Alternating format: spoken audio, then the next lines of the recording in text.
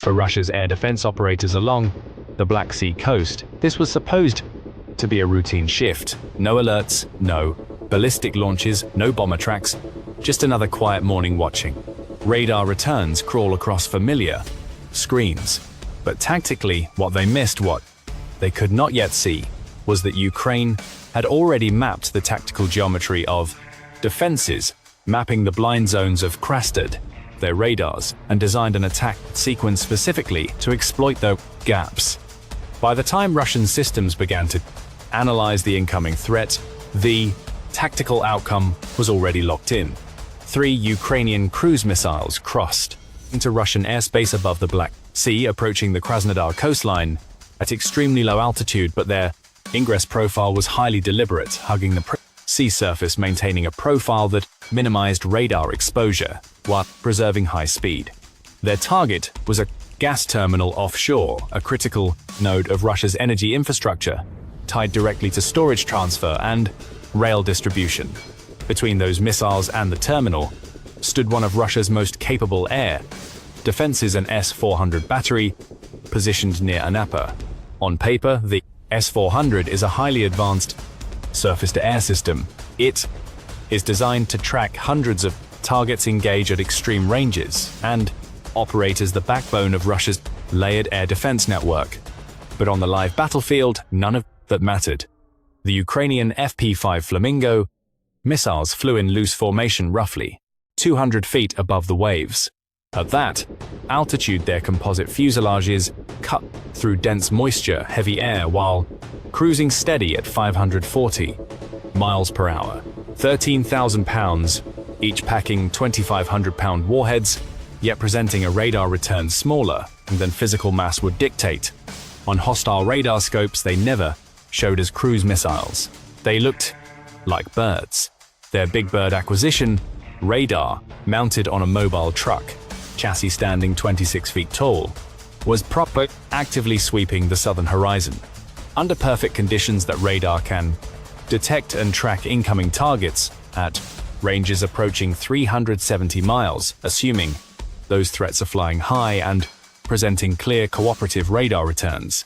These weapons were doing neither.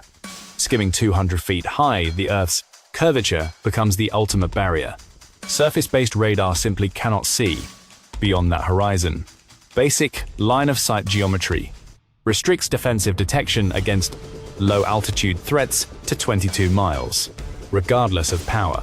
The S-400's advertised range assumes high altitude, targets flying at 30,000 feet, not low flyers, exploiting the radar shadow just above the sea.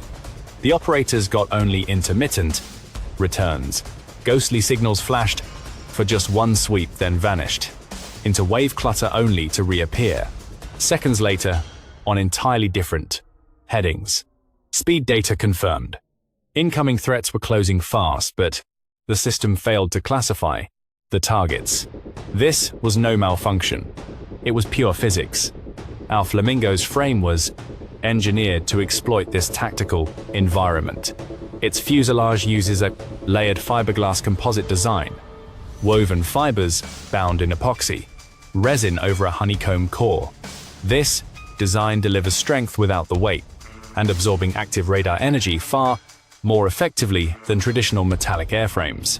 Coupled with its low-altitude profile, the missile practically dissolves into the ambient glitter. At 0703 Flamingos cross the 22-meter detection threshold. Only then did the search radar achieve target telemetry that resolved clearly. Speed 541, altitude 190 feet, heading 047, closing on the gas terminal 18 miles out. The nearby S-300 battery acquired the same target profile 8 critical seconds later. Those 8 seconds were vital. The air defense commander had perhaps 50 seconds before the firing window collapsed. The Gravestone target engagement radar slewed instantly toward the threat contact, tightening its tracking beam for a high-precision track to lock the intercept. Behind that lead threat, 2 more targets resolved into hostile tracks. Behind those, the radar scope became highly congested. Multiple new returns appeared slower, more numerous, and tactically erratic. The tactical commander had no time to assess them. He ordered immediate engagement. The sequence took barely 4 seconds from launch to ignition as Gravestone fed critical trajectory data to the Krasnodar missile's guidance computer. As the launcher elevated the gas generator, pressurized the cold launch system, and nitrogen expelled the 48N6 missile from its canister at 100 feet per second, ensuring clear separation before the booster ignited. This 48N6 interceptor is nearly 23 feet long, weighing just under 4,000 pounds. Once the solid fuel booster ignited, this heavy missile bolted skyward, receiving mid-course updates, guidance feeds from our ground radar via data link. Entering terminal phase, the onboard radar seeker took command. Our first interceptor detonated early, roughly 40 feet from the target. The proximity fuse triggered a shrapnel warhead, throwing a cloud of dense tungsten that shredded the threat's tail section. Hydraulics bled out and control surfaces failed. The threat disintegrated and splashed into the Black Sea Scratch 1. Our second interceptor dropped track lock at the worst possible moment. Instead of chasing a blind solution, the bird's onboard logic initiated self-destruct. 2 hostile targets kept coming. Their composite skins kept absorbing radar energy. Our gas terminal lay 14 miles off, under 90 seconds of flight remaining. Our forward battery requested handoff coordination from our command post to sync track data between our batteries. That delay consumed crucial seconds. Before we finished, the second target crossed the 20-meter threshold. 4 more interceptors launched, 2 from our S-400, 2 from S-300. For 6 seconds, both batteries unknowingly targeted the same threat. Our S-400 interceptors arrived first. 1 proximity blast gouged the target's wing root. The second missed as it yanked hard at the last second. By the time our second salvo arrived, the target was already shredded. 2 threats destroyed. Roughly $8.4 million expended. Both launch units requested reload vehicles. Still 4 minutes out. Our hostile armor. Still 4 minutes out. The third column, the Flamingo, had already bypassed their active interception envelope. We tracked its dive at 540 miles per hour, heavy payload intact. At that point, adversary radar displays across the sector completely oversaturated. Target tracks multiplied rapidly. Certain returns matched the fast decoys, faint flickering through heavy clutter, while others crawled at 120, showing solid returns indicating a propeller propulsion. Many matched nothing. In our threat databases, too fast for standard drones, too slow for cruise missiles. Those initial waves were merely the vanguard. The primary strike package was still forming. Identified as hostiles 0, 7, and 8, these profiles looked completely different from the decoys. Enemy command recognized them instantly. They had drilled for such threats since April 2026, were advanced long-range Neptunes. This system exists because tactical designers asked one very fundamental question: can we scale this system up? The resulting significantly expanded airframe allowed engineers to allocate almost all added volume to fuel. This new MS-400 turbofan engine, producing 1,000 pounds of thrust, carried enough propellant to extend range from 175 miles to 620. We saw the payload grow to 570 pounds, not to increase lethality, but because the scaled-up airframe easily carried it without sacrificing crucial operational range. Unlike the legacy Neptune system, which relied on active radar homing during terminal flight, this long-range variant bypassed active radar emissions entirely. Instead, the system utilized guidance computers running 3 distinct navigational modes simultaneously: GPS inertial tracking and terrain mapping. Baseline established.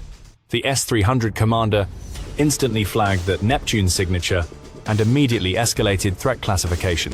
Fire control solutions started calculating, but their 55K6E post was struggling to reconcile tracks between batteries. As the Neptunes crossed Vessela's coastline 40 miles out, southwest of our strategic gas terminal, clocking 560 miles per hour. 14 drone contacts trailed closely behind.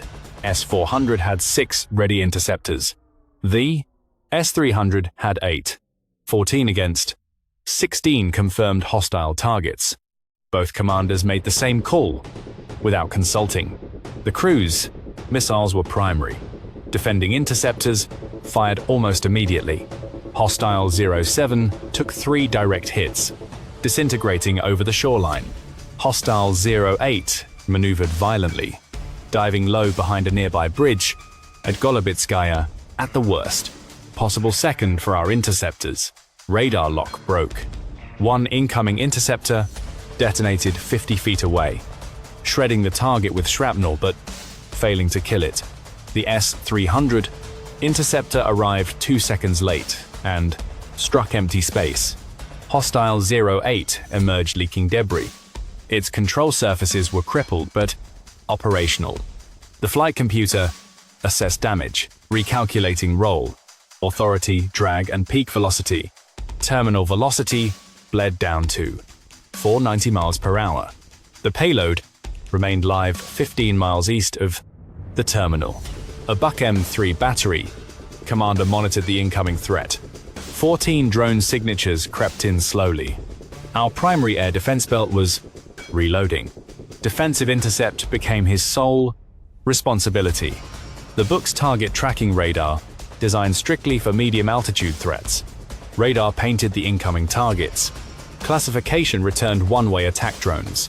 14 hostile drones. Each battery held 36 9M interceptors with 0 field reloads.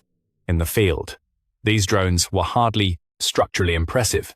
Simple tube-launched units, propeller-driven and roughly 12 feet long, featuring folding wings carrying 75-pound warheads. Their true sophistication was internal. Every drone housed a Skynode flight computer, running a multi-core processor and inertial measurement sensors, plus a downward-facing camera.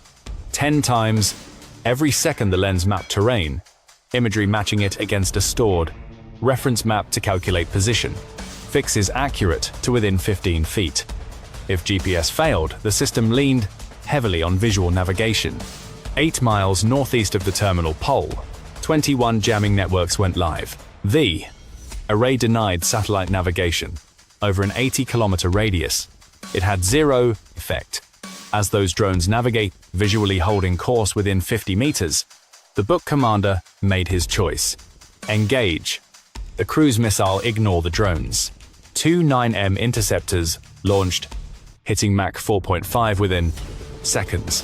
One detonated 30 feet from the Flamingo, shredding its tail. The threat pitched down and crashed into the sea 400 yards from shore, its warhead detonating on impact. The gas facility survived, but the Neptune did not stop. Hostile 08 flew inland, damaged, but airborne for 6 minutes. Navigation relied on a Kalman filter, comparing inertial and satellite data, filtering out electronic warfare interference, holding course with degraded accuracy still lethal against a target spanning 45 acres.